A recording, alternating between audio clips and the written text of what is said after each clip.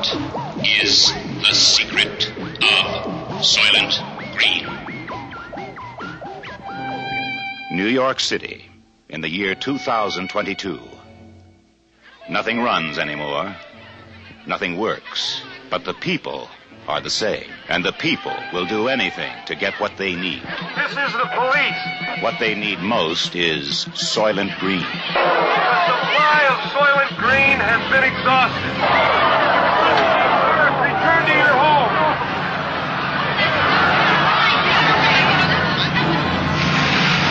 What is the secret of Soylent Green? Detective Sergeant Thorne. He has a 2-year backlog of unsolved murders. Now he's on a case that must be solved. Saul Roth, Thorne's private library. Hey, Saul. A living book in a world without books. Have some pencils, courtesy of your next assignment. William R. Simonson. Simonson. He was the first to learn the secret of Soylent Green. They told me to say that they were sorry, but that you had become unreliable. Saul Roth was the next to know. How do we come to this? And he chose to die rather than reveal the secret of Soylent Green.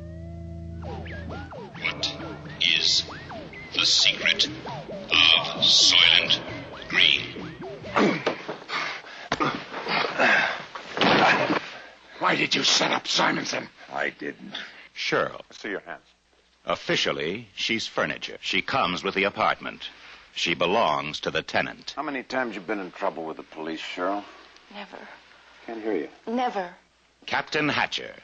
First, he wanted this case solved. Simonson. What do you say? It was an assassination. Now, he just wants it Who closed. bought you? High and hot, and they want this case closed permanently. Their way. Now, you sign this. You sign it! Thorne refuses to close the Simonson case. Just do what you have to do.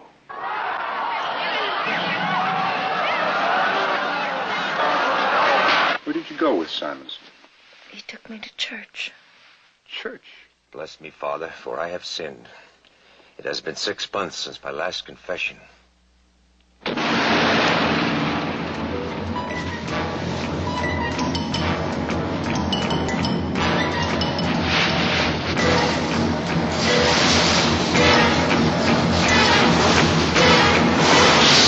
Charlton Heston, Edward G. Robinson, Chuck Connors, Lee Taylor Young, Brock Peters, Paula Kelly, and Joseph Cotton fight for survival and try to solve the most bizarre riddle ever to face mankind.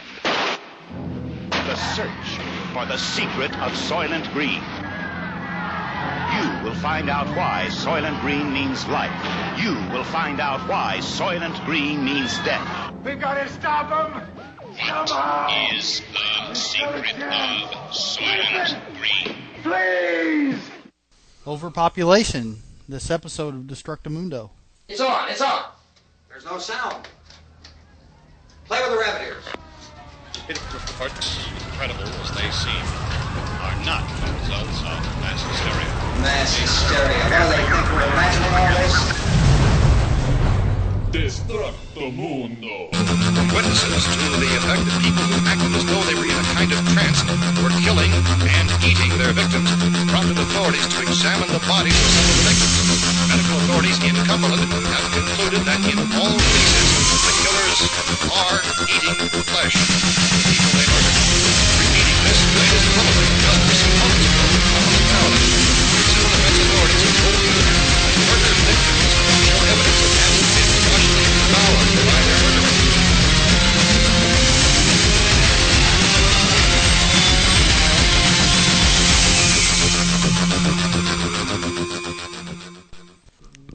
Overpopulation. About underpopulation. Too many people? Too many people. Or not enough space. Or not enough space. Or both. What's the problem? Are there too many people, or is there just not enough space for the people? It's a little of both, actually. It's too many people and not enough space. You can't build an addition onto the planet, though. No, but you can branch out. There are several people. Arthur C. Clarke supports Is he still alive? I believe he is. Yes, he is. He's All extremely... that shit that goes on in Sri Lanka and he hasn't gotten killed yet?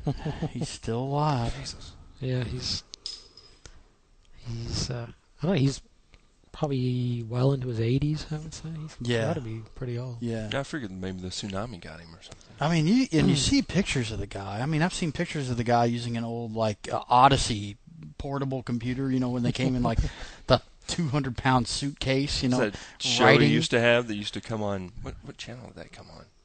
The what? He used to have Arthur C. Clarke, the television Oh, show. yeah, it was on it came Discovery. It was on Discovery Channel.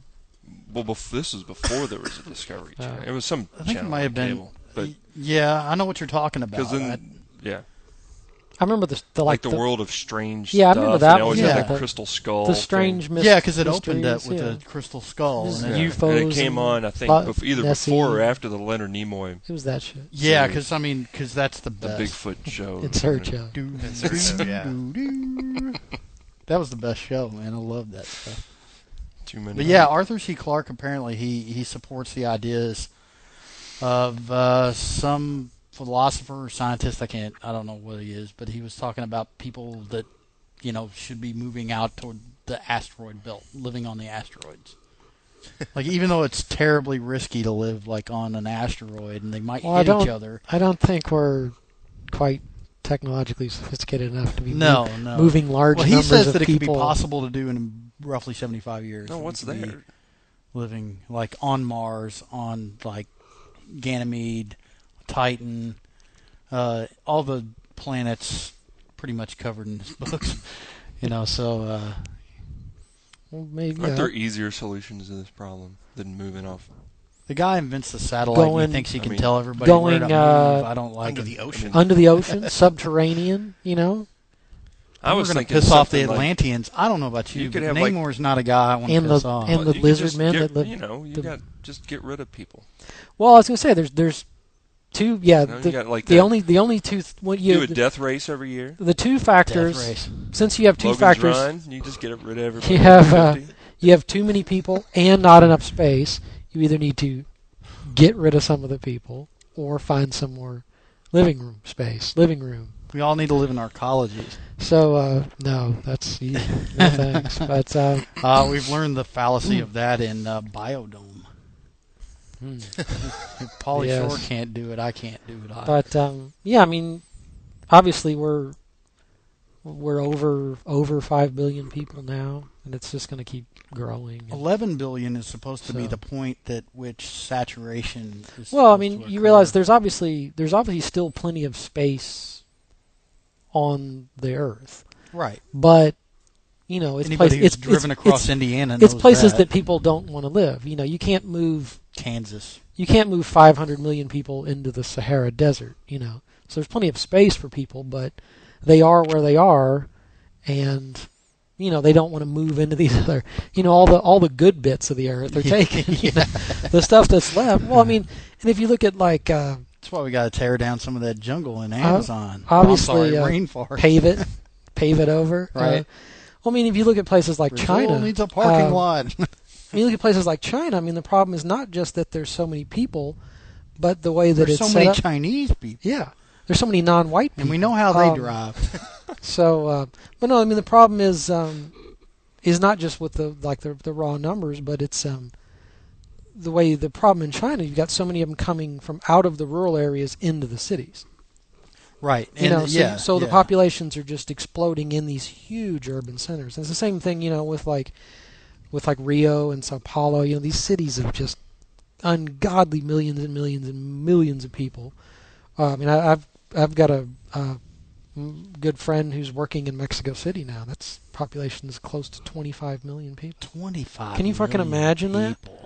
I cannot imagine. That's like twice the size of New York City in population. I mean, I can't imagine. The biggest city I've ever been in, I guess, is L.A., which is it's huge. That's like 7 million or something, I think. I can't imagine something like Mexico City. 7 or 8 million. And the problem is like these huge populations of people gathering around these urban, and most of them are, the uneducated poor. So you've got these huge areas of slums. Right. Right. So in Mexico City, it's like villages. most of it's cardboard and tin. And I say like Rio and Sao Paulo are like that. I'm sure Shanghai has plenty. They're all bulldozing them down now for the Olympics.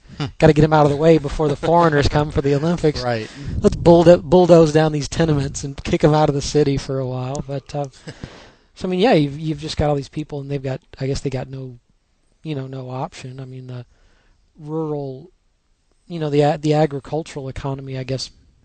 For the small farmers drying up, it's all like the giant corporate mega farms. Well, in a huge city like Beijing, when you consider like the sheer number of people that are like in the outlying areas that really have been incorporated into the landmass that's part of Beijing, and all cities that are becoming like they're swallowing up the outside areas. Like in researching the show, I was reading about like what they consider Boswash, which is the Boston-Washington, D.C. corridor, essentially all the way from Boston to Washington, D.C., encompassing Boston, New York City.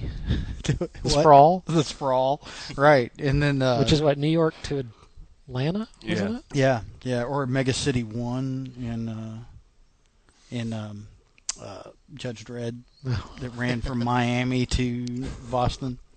The sprawl, right? I think it was New York to Atlanta. Yeah. Right? Okay. What amazing concept. Yeah, but I mean, these people, it's not just that there's so many people, but they're going to start when you have them sort of, congregating or gathering, like that in these huge urban centers. I mean, I guess it's only going to get worse. I mean, there's just more and more people, and they've got nothing to do out in the rural areas, so they come to the city and they get sort of absorbed as, almost like the slave labor to keep it all running. They're like the metropolis. They're like the class, the subhumans that they do all the shit work. I guess you do have this weird sort of class division where you've got like the educated city workers, and you've got these people that they do all the dirty shit jobs that nobody wants to do, and nobody wants. And they say they don't want these people there, and they don't want these huge slum areas. But then they love the cheap labor base of all these people that do all these crappy. Run on that. You can't make. If you were to charge what it actually costs to pay a human being to do a job, if you were to charge what it would cost for you to pay that human being a living's wage, something he could live on, everything would cost a fortune. You couldn't buy fruit. You couldn't buy cheap cell phones. You couldn't do any of that sort of thing. You just simply could not do it. Not without like robots. And that's I was going to say until we get a fruit robot. Now. I was going to say until we get robots, and then it'll be like Astro Boy. Yeah. Where they have the robot underclasses that do all the labor, and then you get a whole different kind of class struggle. That's even more population. You can do with you got all these people. And you add robots to it. It's crazy. But I mean, that's the thing is, and obviously every human in a biological sense, we're here to reproduce and pass on our genes and continue the species. And obviously, everybody's got the right to start a family and all that stuff. But I mean, obviously it can't just go on unchecked indefinitely. No, absolutely not. I mean, and I'm thankful I'm not one of the people that's going to have to decide how to handle it. Because, somebody's going to have to make some very tough decisions at some point in the course of human civilization. Really the only... unless something... unless there is something, whatever, natural disaster, people pestilence, didn't live something. so long, it wouldn't be a problem. Unless something is going to have to, wipe out a significant amount of the human population, or we're going to have to find some this wasn't a problem when people didn't live that long. No. When you didn't make it past, when you were lucky to make it past 50, this wasn't a problem. People were still fucking. But that's still not even that's not even a real statistic though, because if you look at places like India and China, the median life, the length of life is roughly 60 years. It's still not like that's supposed to be pretty old. Like if you make it to 60, somehow there's more pretty people. Old.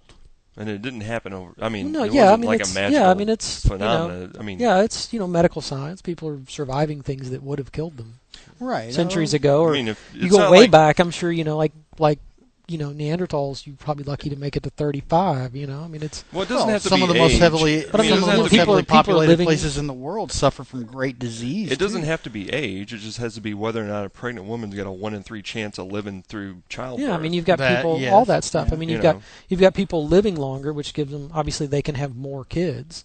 You've got stuff that's that's allowing the children have a better chance of surviving. The women have a better chance of surviving childbirth. I mean, all that, all that medical the medical technology has made it easier. The survivability rates and all that stuff has gone up over the past few hundred years. So the only way out of this is really to drop medical science down a notch. We need to really I mean it's that, and lower obviously the bar. That's the kind of stuff. we need a lottery. Lottery. Not the kind with money. No. But I mean obviously, that's the kind of stuff. It's like in a sense, that's all really, that's great because people are living through things that would have killed them in the past, But then you just wind up with more and more. Well, I mean, something you either have to, whether it's like a natural event, asteroid impact or whatever, something huge, kills off 2 billion people in a course of a month or something, But we have to move off the Earth or something. Right. Right. I mean, eventually, at some point, obviously we're nowhere near the critical threshold now. And a lot of people talk that countries that are more technologically advanced, or at least first world countries, are starting to decline.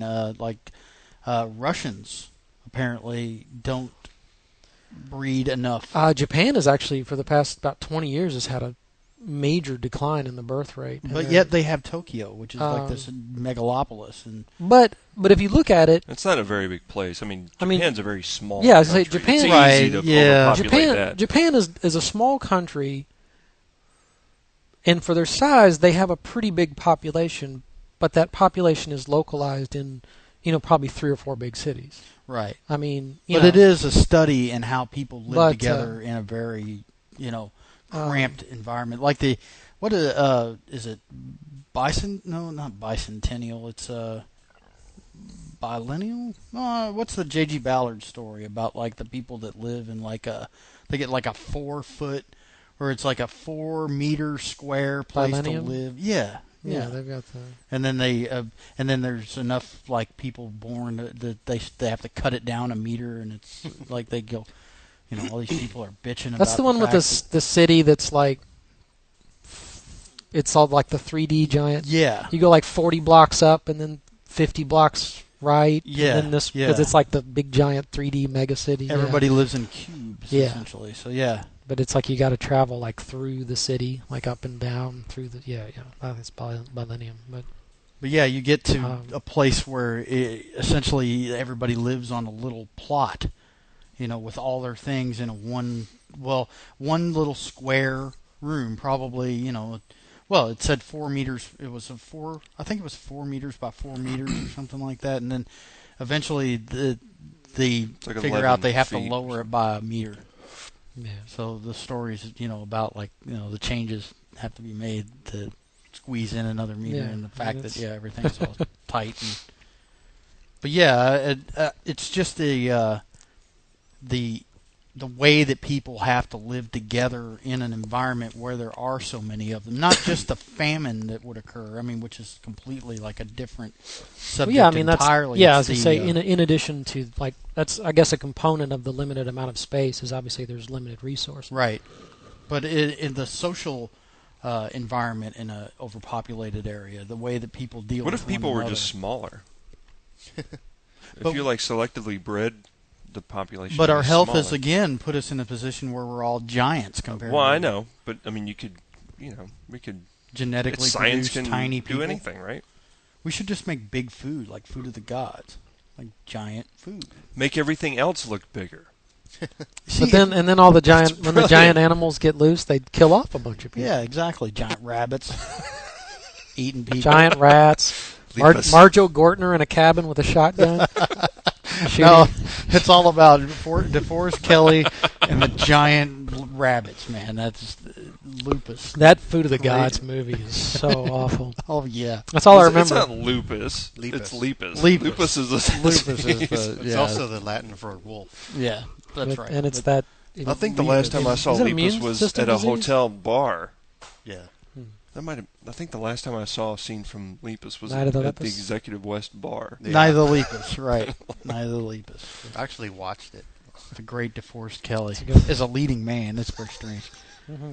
How else would you have him in anything? Giant rabbits? I'll do it. Well, you know, you have all the Hollow Earther stuff. We can just go inside the planet. Now then we'll. That's a different show. We'll piss off. I know, but the, you know, we gotta we'll piss off the. Eventually, we have to approach these Nazis that live underneath the earth. I know the they need to give subterranean up their space. Atlantean albino mutants and the Sasquatch comes from reptiloids and the someplace. slime people. They're everywhere. There's all kinds of stuff down in the earth. Apparently you're right. Denver International Airport has a subterranean area devoted to the Mothman. Well, like all kinds of stuff. Like the lizard people live there. The murals on the walls in the airport sort of give away its that's Masonic past and the all that reptiloid stuff. Is what about weird, those Mormons who were going to the North Pole to find the holes? Oh God, that was awesome. And, so they want to talk to like the king who's descendant from King David. Right.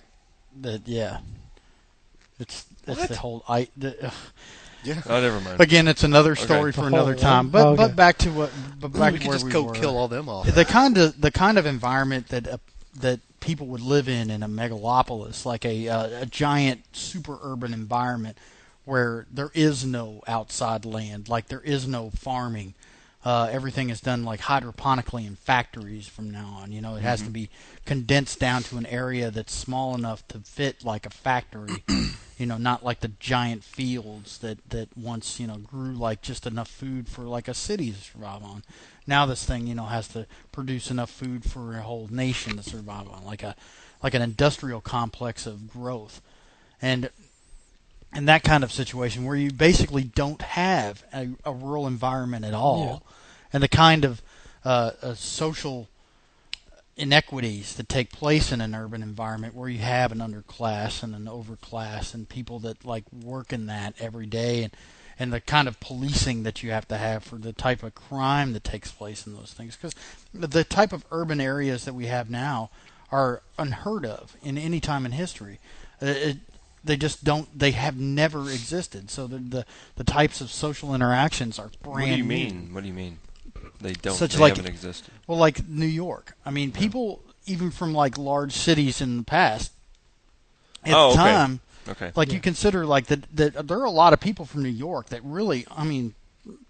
And this is true. If you talk to somebody from New York that grew up in New York, and they'll tell you this sort of stuff, and it's kind of hard to grasp unless you live in a place that's like that insulated from the rest of the outside world, because it's like a giant city.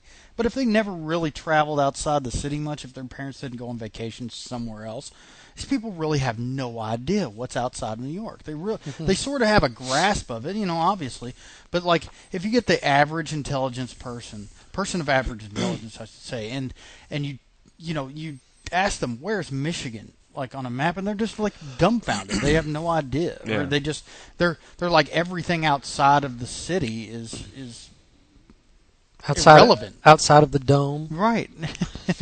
it's just really You don't go irrelevant. outside the dome. Runner. A great film, really. I mean, the fact that they're remaking Logan's Run just confounds me. Let's remake everything. Yeah. Well, you know, you don't have to pay a writer when you already have the script. True. But I just find it just hard to believe that they're doing it. But I really love that movie. I'll watch it every time it's on. I mean, they live in a mall. No bras. No bras. No bras. No bras. Everybody wears a tunic. Unless you're a Sandman, then you get a cool sweater. You get black. Dial in a date. What is it? I don't know what they call it, but the dial a date. Like, will it be a dream or a dud? Great stuff. Great stuff. Or a guy, if you're into that, you're like,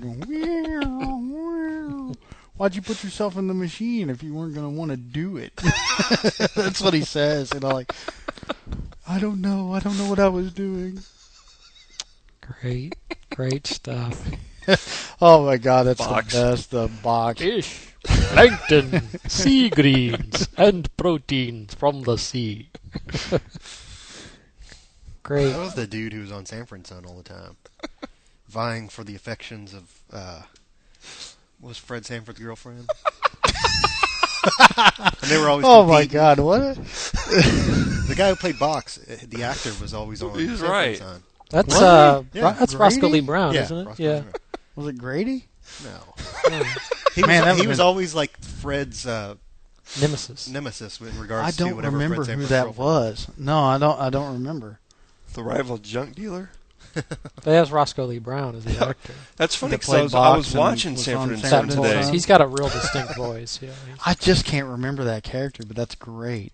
He's kind of like he's bald on top. Yeah. He's got kind of bushy, like the ring of hair. and always wore like a vest okay, or something. yeah. He was like the kind of intellectual type. Yeah. He's got a okay. really like Yeah, really, he's got a very Shakespearean actor type of voice. Right, Like right. box. Yeah, well, yeah, the voice of Vox. Right. Plankton. That's Roscoe Lee Brown. They came. The fish stopped coming, but the people came. They came. Right, Great right. Just stuff. like you came. That's the best. But I mean, obviously that's how they control. I was gonna say there's a society that's dealing with. I guess it's sort of you get the suggestion that it's like post-apocalyptic or something, and Right. so they had to Yeah, they had to isolate the people inside the secure sort of domed city. They can't go outside. So obviously you've got limited climate control. You've got limited everything space is given inside to the them. dome. Right. You've got limited space and limited resources inside the dome. But there is no worker class there. There's No, people everything's who- provided for. Everybody's Yeah. a consumer But I class, mean- and I think it's even made more But- prolific by the fact that they're living inside a mall. Like it was shot on but I an mean, actual mall. they've had to come up with a way to deal with the fact that there's limited space and limited resources, and a way to control the population within the available space. Right, And obviously right. that is, carousel. I'm surprised that apartment buildings or condominiums haven't sprung up to where they're inside a mall, where you have because I mean in an urban environment in the early 1900s, you did have that. All you have to do is look outside the mall, because that's where condo complexes are. No, I was going to say, like out in the it's suburbs, the if you go to concept- like Springhurst or like a shopping center, like a big or look around. Yeah, well, I was you'll gonna say see the- like apartment buildings and the condominium real complexes outside the mall. real the consumer class. The real concept of things like arcologies is basically a giant living complex with a mall inside of it, basically. Right. For everyone to get their needs. You've got all that in one giant building, and they do exist. They just we don't have them here. Because the one in Tokyo, Roppongi Hills, which is like this ultra expensive, like super swank, high class apartment condo towers, has all this like cool, trendy swank shops and stuff. Well, they do inside it. have that in D.C. But it's one of those Crystal things. City I is mean, like that. It's not swank by any means. because but they do have a mall. because it's like a big deal, and then like Roppongi Hills is where, like like celebrities and pop stars and stuff, people like that live right inside of it. But it's got its own like self-contained mall with boutiques from all the cool shit, and it's got all this stuff, and it really does kind of embody that concept of like that the classic the arcology. I can't think of that guy's name that came up with the arcology concept, but that whole thing of like this self-contained to where everything you need,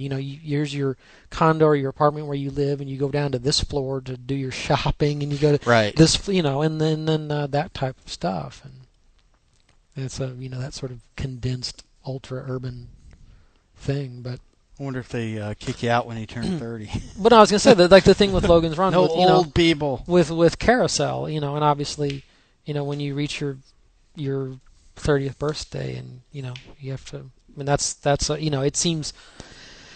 You go to renew. But that's that's the way that they've. Come up with to control population. You ever met anybody renewed? No. I heard of somebody renewing. I've never met any. Sandmen don't run. Where is Sanctuary? Logan 5 and Francis 7. Francis 7. See, that's that Let's start concept referring to is myself just- as Derek 5. Derek 5. I am James 2. That's actually who I am, though. I am James the Second. So, But, I am James 2. But, I mean, that's, obviously, like I said, it's a really harsh, that idea of, basically of carousel and, people not living past 30. Right, but they do live an idyllic life where they don't have to work and they basically just are hedonists and they wind up, they live till they're 30. If they were getting any older, then maybe they get ideas. Yeah. So, So they're kept in sort and of they had like to go and ruin it. Blissful, childlike They state. had bubble cars and like tubes. They get the bank technology working for them in the car. And you had Dial-A-Girl. Dial-A-Girl. Whatever that And was. you could go to like the laser, Will it be a the laser, dream or a you could go to like the laser plastic surgery place if you wanted to change your. That's right. Like, you could get and it was like 15 minutes, and you got a whole new face. Right, and you had the Farrah wonderful Fawcett. Farrah Fawcett working right there, Good stuff. looking all kinds of hot in her tunic. Good stuff. Working at the plastic surgery place, and Jenny Allgutter looking pretty hot. Yeah. With no bra. No bras in the future. A future without bras. Who knew that English girls could be so hot? Guess they had to pair up Michael York, Got no English girls, doing American guys. And it's got what's Peter his name? Ustinov. Well, he has the old, but as Francis. It's, what is his name? Duncan, Idaho? Richard Jordan. Yeah, that's right. Richard Jordan. Duncan, Idaho is Duncan, Francis. Idaho. Who keeps getting cloned. Sandman don't run. But no, I guess we should. I mean, obviously, the first movie that I thought of when I think of overpopulation, Soylent Green, which is, I mean, the absolute most sort of bleak take on the whole thing, but it's entirely believable. I mean, it's a mixture of like. Well, I mean, it's the two factors that we're talking about. It's too many people and not enough space, and factored in not enough resources. Right. So you've got everything that we're starting to see now taken further. You've got more and more people. You've got aspects like global warming that we're seeing now. Resources. So you've got the Earth's hotter. These temperature changes are causing, massive. There's been climatic changes because of all this. The whole thing with, the seas are dying. There's less food. The energy grid becoming like too strained upon, and so you've got blackouts, rolling blackouts in major populated areas. And you've got this idea of like, there's the land that used to grow the food and everything. It's not as productive as it used to be. They can't get stuff from the sea. So you've got this, it's a, I think in how many million they say at the beginning of the movie, but it's set in New York, like with 1986. Yeah, but it's New York. Awesome. Like if you imagine New York with like twice the population it has now. I mean, it's so bad. Like like Thorne's apartment building. There's people like sleeping on the stairs. Sure. I mean, that's where they live. And that's where they live. They actually pay to live there. Yeah. So, I mean, it's like that bad. There's people just to get off the street. We'll get back to that subject though right after this break. This podcast is proudly listed at podcastpickle.com.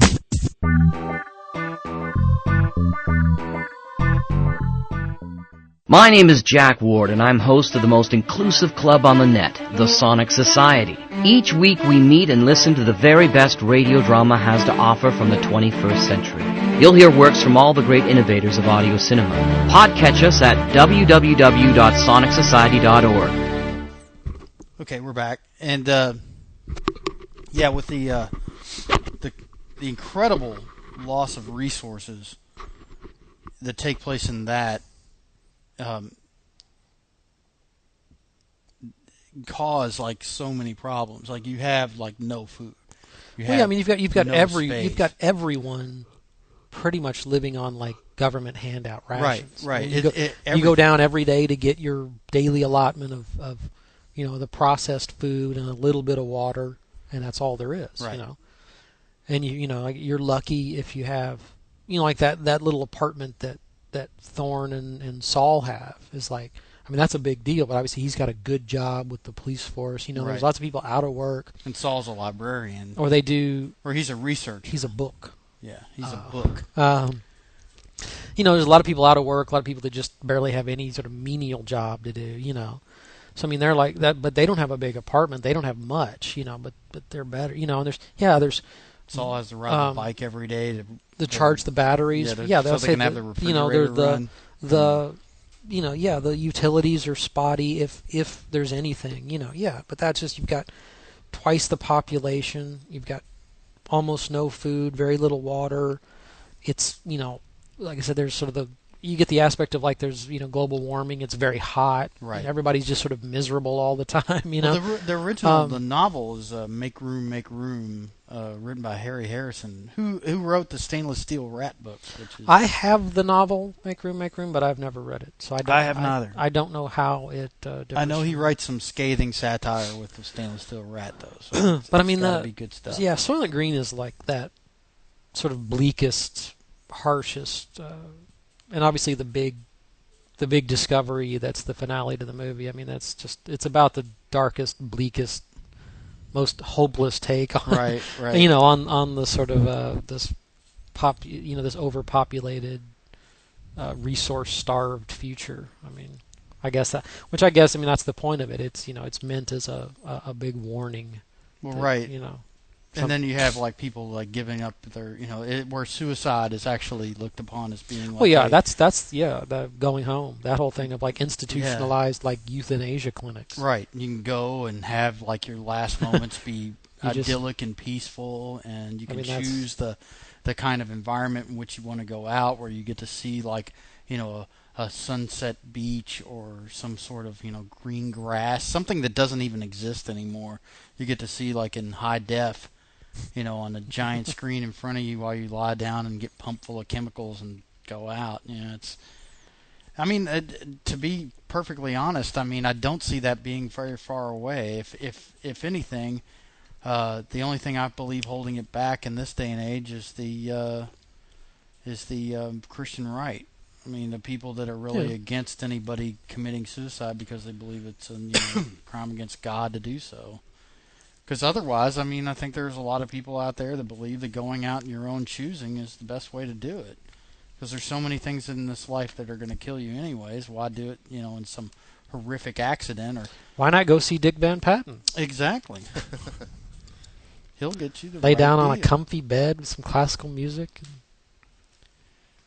I think that's Beethoven in the movie, if I remember correctly. It's I thought it was Vivaldi. It was like the Four Seasons or something. No, is that Vivaldi? That's Vivaldi. Is it Vivaldi? The Four Seasons is Vivaldi. Oh yeah, I thought it was. I know that's Vivaldi. I thought it was the Four Seasons, but I thought it was Beethoven. It's been a while since I've seen it.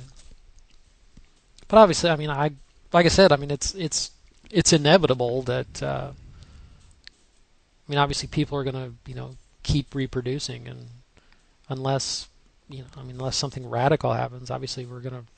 I don't know. Obviously, I don't know. I'm sure nobody really knows how long it's going to take before we really do reach critical mass, so to speak. Best estimates by theoretical physicists, by nerds, and yes, by people who do math for by the Council of Nerds, math for people a who do the living. maths.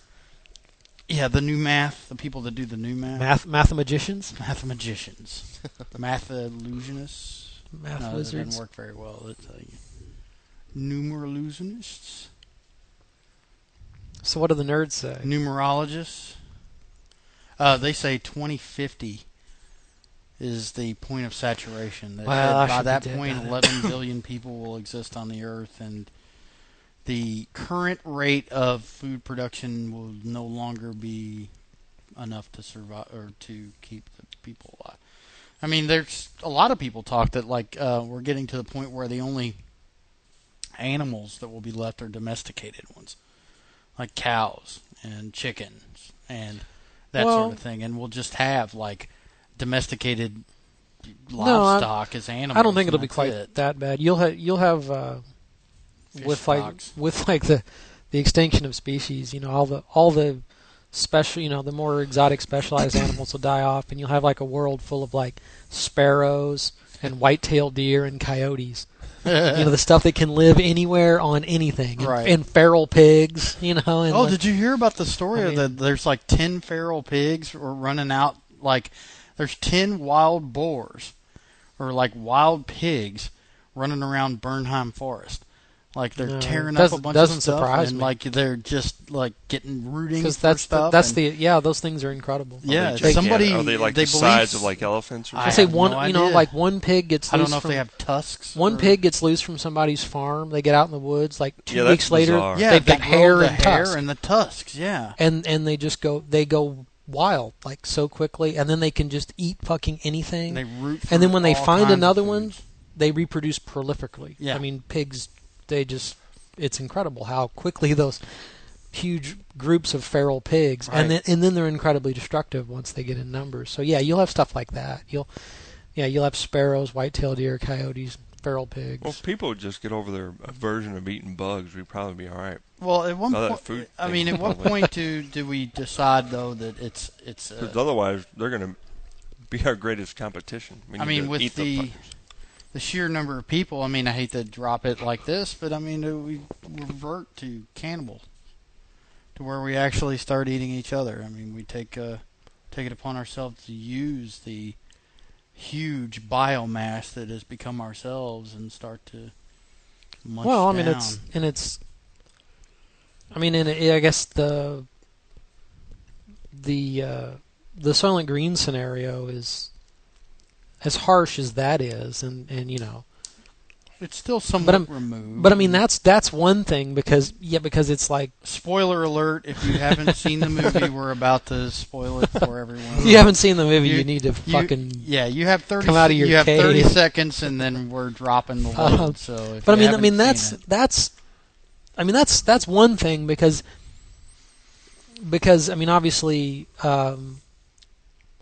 It's utilizing an unused resource, right? In a sense, right? I mean, but yes, it is. But I mean, you have obviously, nowhere to bury people. Yeah. To burn them causes more damage to the atmosphere, especially since you've got like such a serious situation with obviously with carbon causing the global warming that's going on. If you believe science, yeah. As the so-called scientists say, yeah. But Mr. Bush says everything's fine. It needs to get a little warmer, actually. But I mean, it's.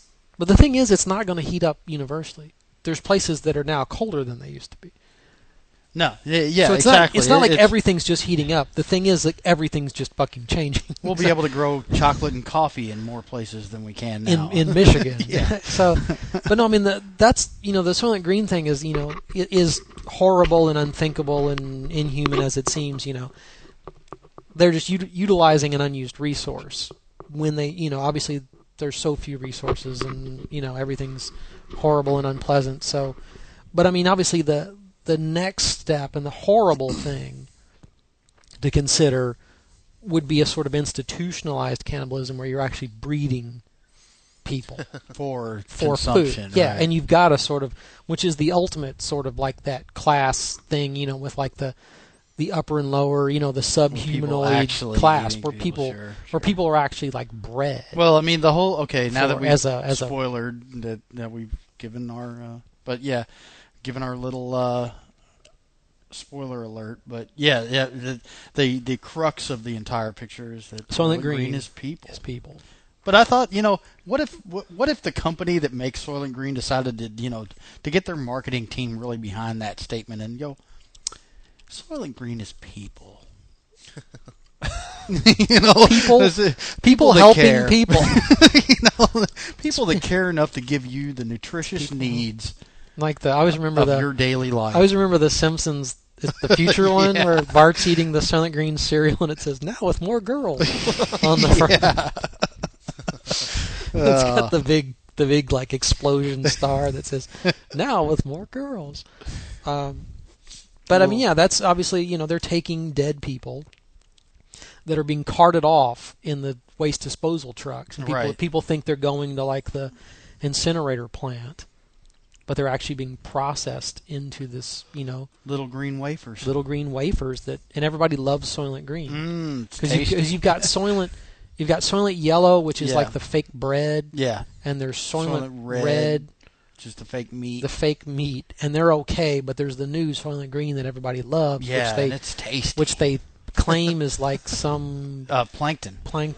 But they find that spirulina. Report, well, Yeah. Thorne finds that report from and the then, Soylent Corporation. and that the then seas are dead, and and they Saul can't. figures it out. He's like, "There's no more plankton. The seas are dead, Yeah. and there's nothing left." So Soylent Green is actually dead people that's being, You old people. Remember, he goes up in the Process. apartment and the strawberry jelly, like the girl. That's Chuck Connors. Yeah, Chuck Connors' place. Yes. But obviously, yeah, that's contraband. That's horrible enough. But then, I guess the See, that's the thing though. That apartment came with a girl. Furniture. Yeah, furniture. The greatest. That's the greatest concept in that whole movie. Like your condo comes with a hooker. Yeah. And if you decide you don't like her, you can get a new one. Yeah. But she's like working hard. They're like furniture. That's the term that it's a furnished apartment. The fact that the girls are called furniture. Yeah, it's like the apartment comes with a girl. Wasn't That's the just insane. I guess not off topic, but wasn't the ultimate? Was it the Ultimate Warrior? The one with Yul Brynner? Wasn't that caused by it was I don't know if it was really a population, but the ecology was destroyed somehow and nobody could feed it, so even though tons of people were dead, there was an overpopulation because nobody had any food, period. Right, the amount of food necessary to keep that population something happened alive. and plants wouldn't grow. Yeah, because there's that guy in the movie that's like the hydroponics. Yeah, dude, and he's got tomatoes. Yeah, well, everybody else is out crossbowing pigeons. Mm-hmm. Yeah, because they're all hunting their urban food, and Yul's out there pigeons and cats. Badass. I don't remember. I don't remember how that movie. I have the set of lobby cards I got at the flea market. They're the 8.5 from the Ultimate Warrior. Wow, I have a set of original lobby cards. The best one is the movie poster one with him with no shirt and the black jeans, where he's got the knife standing on the hood of the car. Fucking Yule. Like the big old Lincoln. That movie's that's actually the first of those post-apocalyptic. That look, as kind of cheesy as that movie. Before Westworld? I think so. No, maybe. No, I think Westworld could have been 73. Ultimate Warrior is about 75. Well, really, the first of those movies is The Last Man on Earth.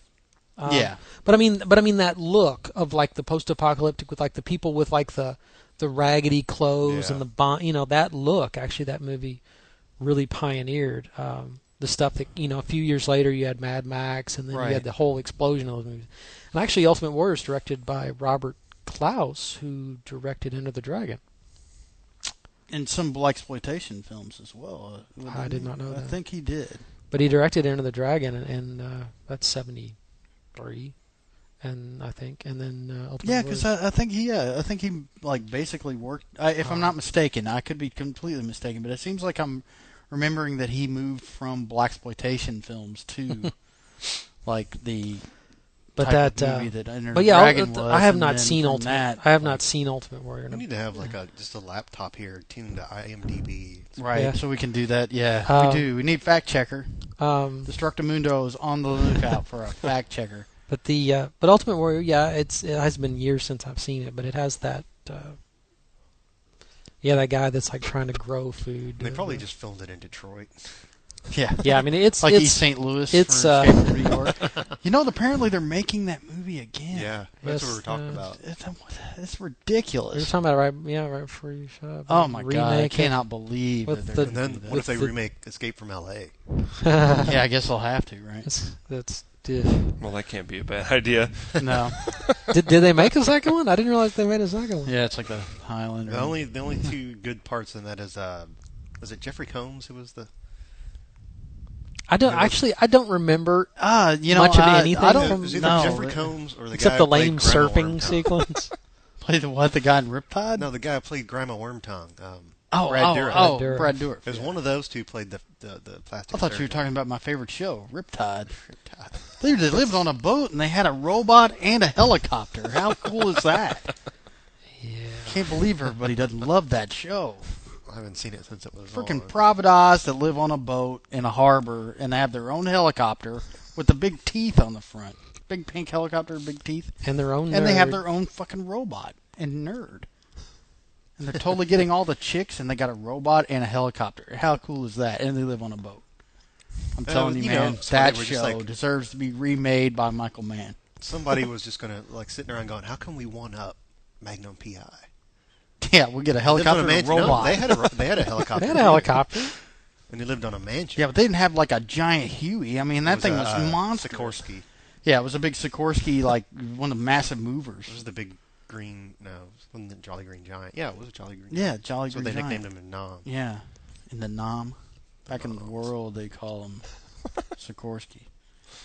Yeah, but that's awesome, man. I mean, that's the greatest concept ever. I don't know where they live. That was actually a Korean War era one because the Navy used them as search and rescue. Yeah, because like the cheapest helicopter you can buy is like $1 million. It's like they're not cheap at all. Like in Clear and Present Danger, where he goes to like, yeah, how much is the helicopter? $1 million. He goes, well, can I rent it? And he goes, oh, sure. How much is the rental charge? $1 million. You take a company check. Yeah, the freaking helicopters, man, are super expensive. So you got to have some cash for that stuff. You got to know how to fly it, too. Yeah, that, too. Don't you have to learn how to fly an airplane before you learn how to fly a helicopter? I think you do have to have, like, an amount of pilot. There's separate licenses. One's a fixed wing and one's a rotary wing license. You don't have to have one. I can imagine you probably want one. But you can't have one and fly the other. So. Oh, no. They're separate. They're totally separate licenses. No, that does make sense. Well, I know in the military that usually the pilots for planes are officers, and then the guys who fly helicopters are warrant officers, I believe. Ted, can you hand me a beer, please? No. Ted is back with us this evening. He really has made a rare appearance tonight. I want to welcome him back to the show. Vacation. Sabbatical. Vacation. Living in the underworld. Fighting the horde. Slime people. Yep. Working for the NSA. Basically back to what we started with. What was the quote from Burroughs that was on that one CD, spoken word CD that it was like the Earth was meant to be a space station? We're all here to go. Yeah. The Earth and then he expounded on that somehow. Yeah.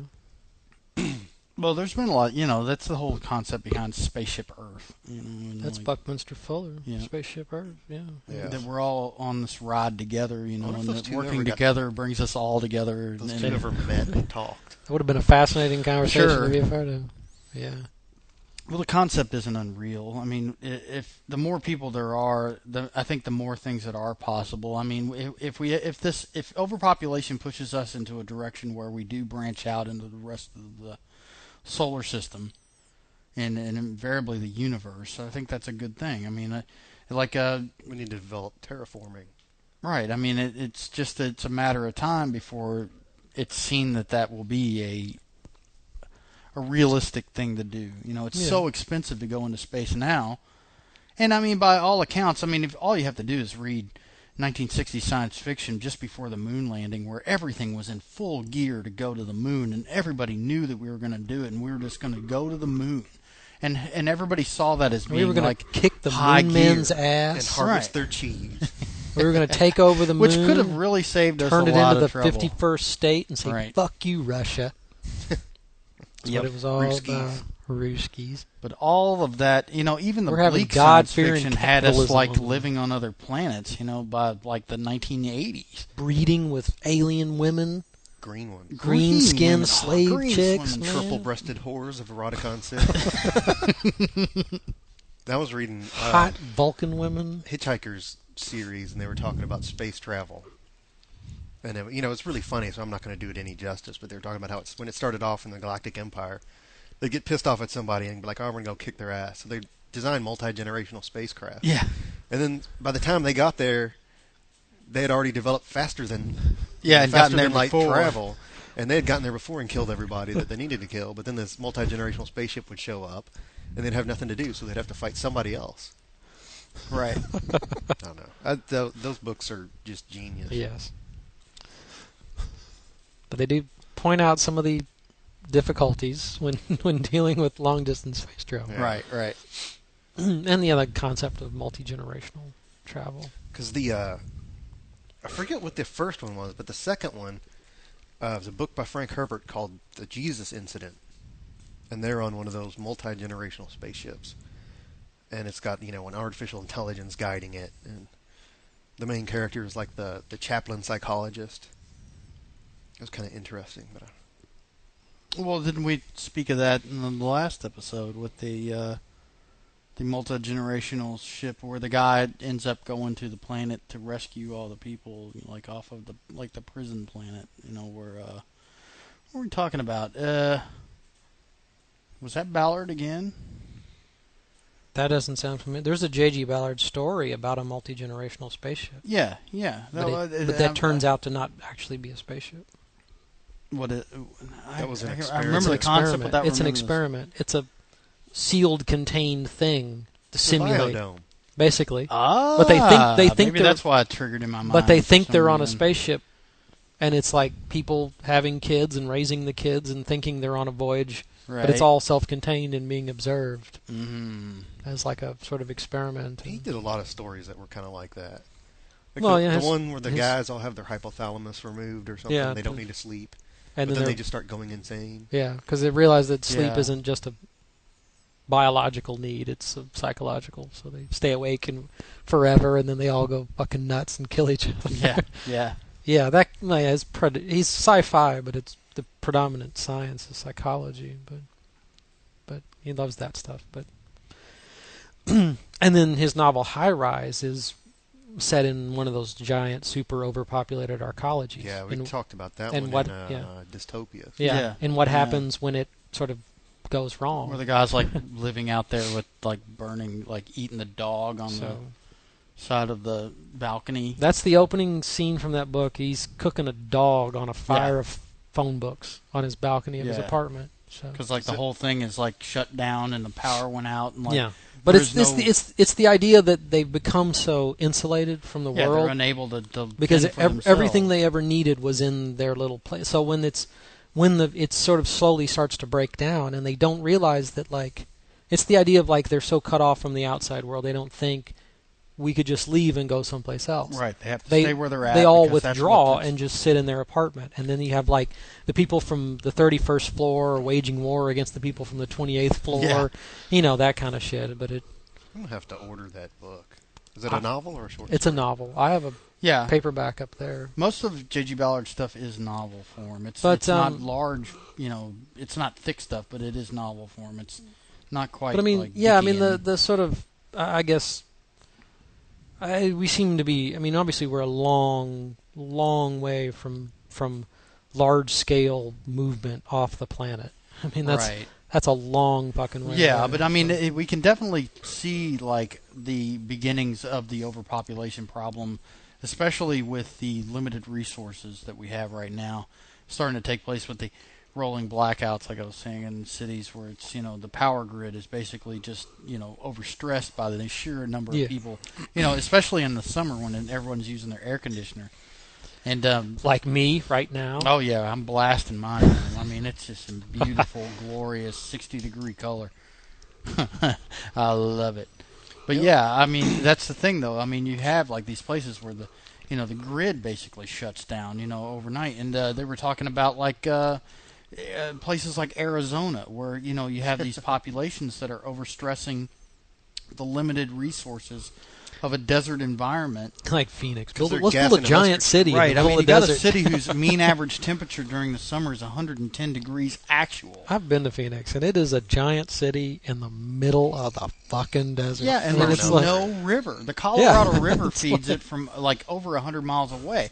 So there's just nowhere that you can get decent mystery stew. Their water is ran to them off a river that's already taxed by all these other major cities upstream. Yeah, and they barely and the Hoover Dam. Right.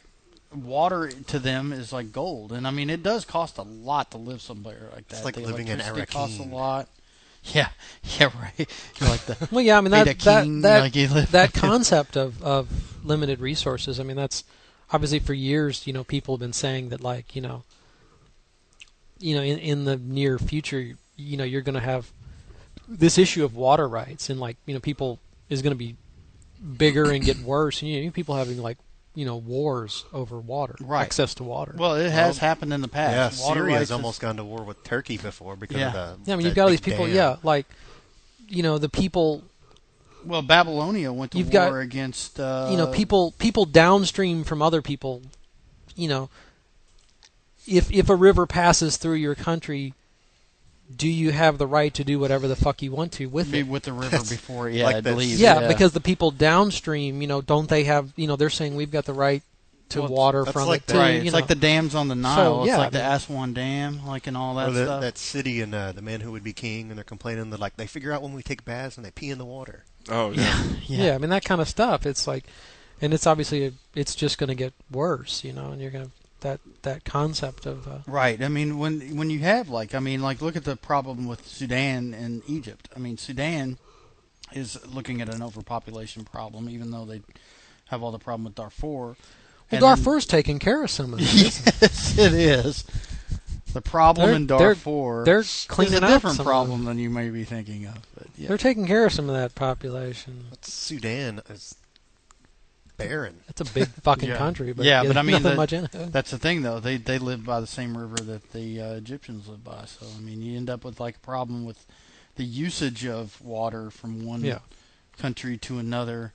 Depletes the other country's usage, and then that country feels like that it's a sovereignty problem. So they go after the, I mean, it's like, you have a country where people say, as the river passes through their country, they feel they have the right to do whatever they want to with the water that's in it, right? And then the people downstream that are dependent on it disagree. So, I mean that issue, that's another of like limited resources, and people are going to be fighting over them. It seems inevitable. And the thing is, we live in a mechanized warfare state where it's easy to get like your forces mobilized very, very quickly to do like very, very frivolous things with them, like attacking another country because of water. You just pump them in. I don't think Sudan even has a slight realization of how fast they get their asses kicked by the Egyptians. Perhaps. Or maybe they do, and that's why. But the Egyptians would be the ones to go against the Sudanese rather than the other way around. They'd inherit those problems. Well, I'm not saying that they wouldn't. I mean, but if you get the kind of things that's going on in Egypt right now, with basically the Muslim Brotherhood, trying to basically take over the government and turn the secular government that has existed in Egypt since 1948 into this, maybe Egypt theocratic state. I mean, find another Chinese they're the crux of the entire Middle East, and if they fall, they might go do stupid stuff like that. It's hard to say. I'm not trying to get into another subject here, but there's lots of war that could happen over lots of things, and food and water are definitely part of that. So, but yeah, I mean that's it's always, for the most part, the conflict is about it's the haves and the have-nots. Well, it's the resources being. But I mean, pulled. it's we're in it's that just a question right now. It's just a question of, I guess, it used to be more.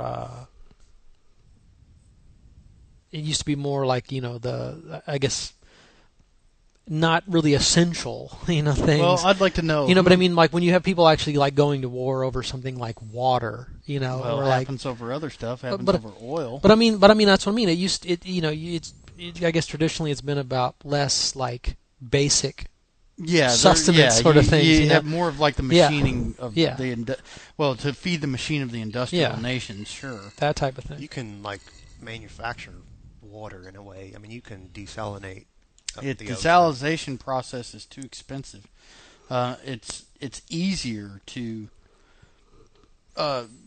purify river water than it is to desalinate. Yeah, but I'm saying it's still a possibility. You can't just it can happen. You can't but just create crude oil. In fact, solar and desalination works best. If you're using energy to desalinate water, you want to do it with solar. It tends to work better. But yeah, it's just that it takes the pumping necessary to be able to do it in such a manner. I mean, because we don't think about it, but a river moves in a massive amount of water in a very short amount of time. And if you actually tried to pump the amount of water necessary to duplicate a river's force, you actually expend more energy than you're getting out of it. Obviously you have to. You're expending so much energy that it's a waste of time. You're actually you're sitting there. All your energy needs are going to that pump to be able to pump the amount of water necessary to desalinate water. It's apparently it's very inefficient in its present state, and it doesn't work as well as we would. But I think, I mean, I was going to make the point that I think the same thing about making gasoline out of coal, and now they're starting to do it again. Coal gasoline is like terrible, though. It's worse than what they're talking about with like diesel. It's not gasoline. Well, yeah, but fuel, the fact of the matter is, I mean, coal. it is just so much more polluting than. And it's expensive. Yeah, and it's expensive. It's like the getting. I mean, it's more shale. expensive than regular diesel fuel. Is that the same process? Because I mean, well, diesel coal. fuel. You mean coal There's gasification? coal gasification, which is coal to natural gas, and there's coal to diesel. Yeah, coal to diesel is really, really expensive, and it's really, really dirty, and it makes diesel fuel. Yeah, not gasoline. Right. Well, I mean, the whole idea behind diesel fuel, originally diesel fuel was made from vegetable oil. It just was cheaper at the time to make it from petroleum than it was to do it from vegetable oil. So they went to a petroleum base. So all the machining, all the technology today that's making diesel engines has all been advanced upon this petroleum model and not the model of the vegetable oil. So you basically have to retool. Apparently some of the big like auto manufacturers and the diesel manufacturers can't really retool that quickly. They're just behemoth companies that can't do giant turnarounds very quickly. They can't stop making something and start making something else, because to shut down and retool just takes too much time, and it actually eats into the overall profits of the company, which are shrinking. The margins are getting smaller. Yeah, I know. Why are they and worried smaller about and that? Smaller. Screw that. Yeah, they don't have to worry about it. As long as there's still something available to pump in the vehicles, somebody's still going to drive them. I mean, obviously, these companies that are still making SUVs and stuff, have very little time left before those vehicles are going to become but I think the dinosaurs. Something I think that like with a lot of these, or at least when I try to be optimistic or positive about it, I think with a lot of issues, I think it is sort of a generational thing with a lot of environmental issues and things. You've got people, the young people nowadays, and they're growing up thinking. You've got more of them. Obviously, there's still a lot of them who don't give a shit, don't have a clue. But you've got more people thinking about the environment, thinking about recycling, thinking about, maybe I shouldn't just have whatever the hell I want because it may not be the best thing for the planet. That type of stuff. Well, the kind of conservation. But yeah, you've got this young generation that's starting more and more of them to think that way. And you've just got to wait till all the old people who drive the giant SUVs and do whatever the fuck they want, and and and produce 800 million pounds of garbage a year and don't give a shit. They all die off. Maybe you'll get this. Eventually you'll, if we can prolong the major damage to the planet long enough, for enough generations to pass by to where you get enough people that really do think that way. Because I heard a thing on NPR recently, and they were talking to this brother and sister from like rural Kenya, like teenagers, and they were both going like, it was amazing to me because they were not particularly well educated people, and they were both going like, no, I don't want a job where I get a bunch of money and buy a car. They're like, I don't want a car, because it hurts the environment and I don't need a car. Or if I do get a car, I want just a real simple car that'll get me where I need to go. Well, yeah, there are people out there. But that's what I mean. It's like for people like that in a place, like that. To be that aware of not wanting to go. Well, look at all of us in the youth. I'm not trying to be a pessimist about it, but there are like college age Walt Whitmans. They all think that, hey, I'm young. I live in the Strands. I live in a communal apartment. I have roommates. I love the way I live. Everything's really simple. I don't need a bunch of stuff. I don't want my life all cluttered like my parents have it. I don't want the big SUV. I just want to be a part of, society in a way that doesn't harm the rest of society. And that's an idealistic way to live. And it's not an impossible way to live for the rest of your life, but most people, unfortunately, grow out of it to a certain degree. Well, the point I was going to make is that you do start, we're getting more awareness, I guess, of like the environment and whatever global warming and recycling and all this stuff, and that's all good and everything, but like I see, but obviously the topic that we're discussing with the overpopulation thing, that's something that nobody wants to touch. No. And like nobody wants to start talking about that. Well, it's a philosophical argument that basically touches upon the right to live. I mean, if one person tells another person that you no longer have I don't the right to breed. Yeah, I mean it's obviously it's like The Handmaid's Tale. It's something that eventually is going to have to be dealt with, but nobody wants to touch it.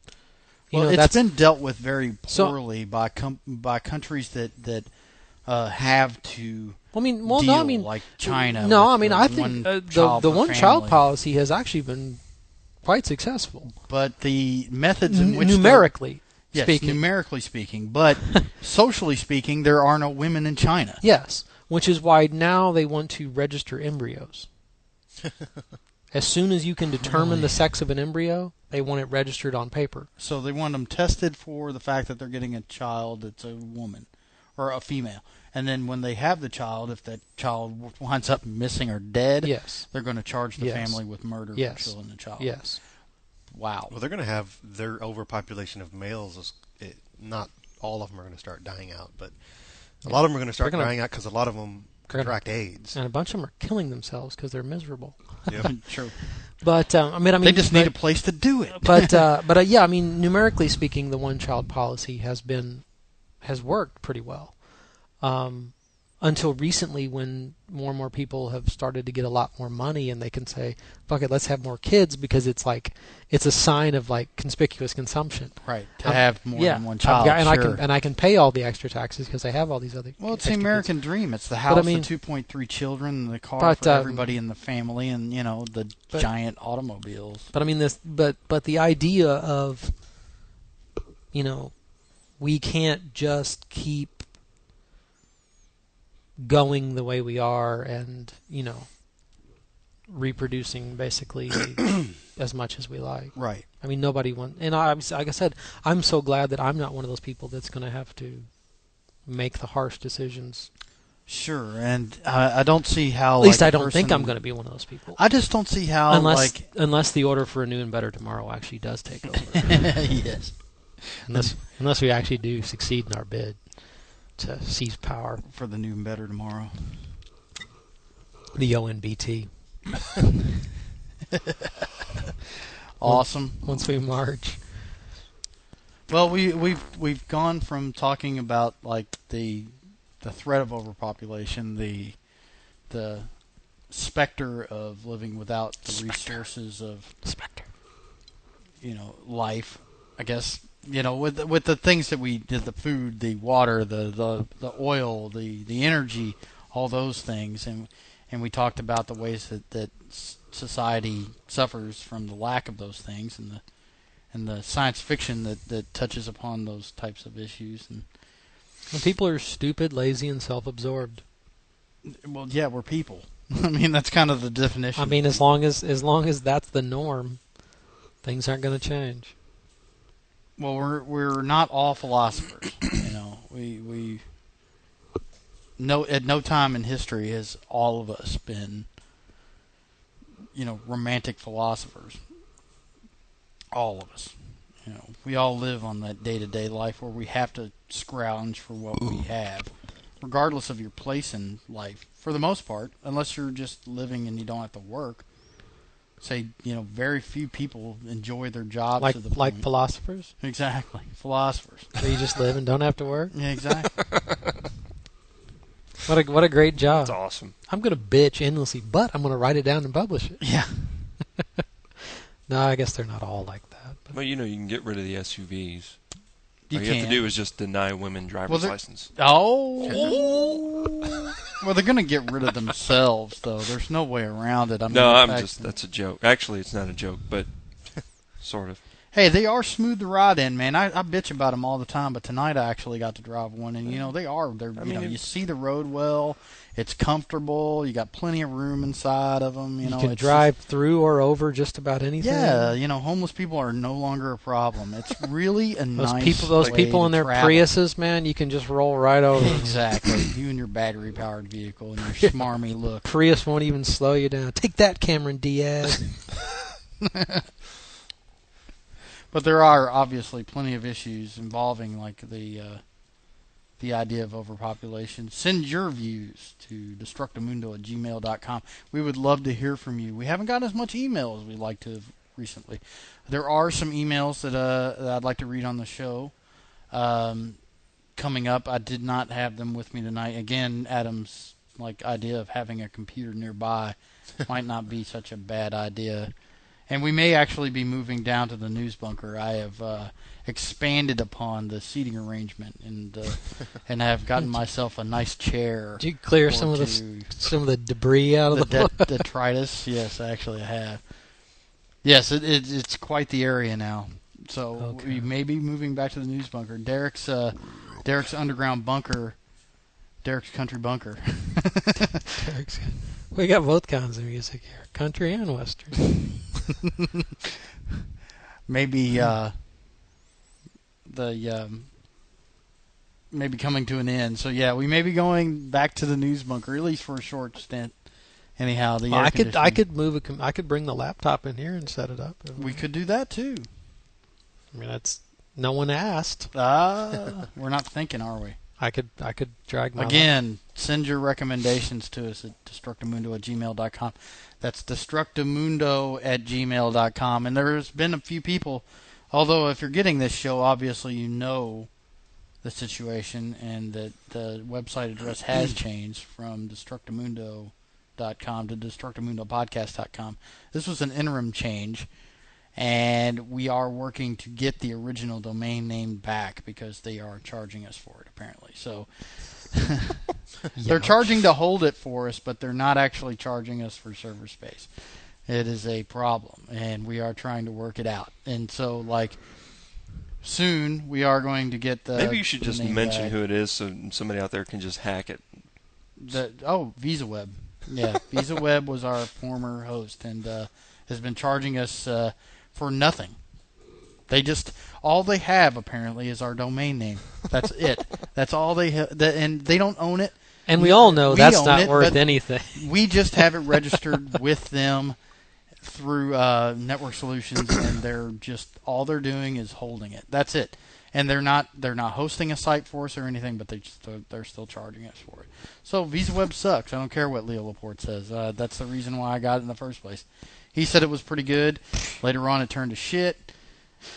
So I'm not gonna say fuck Leo Laporte because I think he's I think he's a pretty good guy. I like him. but yeah, that's unfortunately his recommendation of VisaWeb did not pan out in the way I'd like for it to have. But at any rate, yes. Again, send us email, destructomundo@gmail.com. Anything you like, show suggestions, questions. Answers. Fanfiction. Fanfic. We love our fanfic. Destructomundo fanfic, unless it's gay stuff between us. I just want to know, I just wanted to let the we write that ourselves.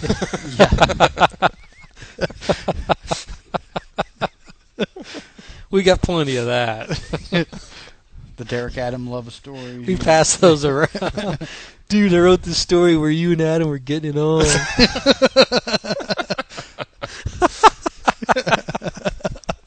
But you're both pirates. Yeah. They should have you're like co-captains of a pirate ship. It's a Destructomundo Pirates of the Caribbean dirigible? Because that would be rad. Yeah, I wrote a Destructomundo Pirates of the Caribbean gay crossover fanfic. Awesome. Yeah. Do we get to turn into skeletons when the moonlight shines on us? Because that's fucking cool. And then we really bone. Oh, wow. Oh, yeah. Yeah, buddy. Good stuff. We went there. Okay. Good stuff. Well, from James. Somebody take it from me. Adam. Yeah. Oh, and me. This has been Destructomundo. Feel my femur. Destructomundo. Popeye, Destructomundo. That's me my education. Destructive Women says a mystery. Destructomundo. Good night.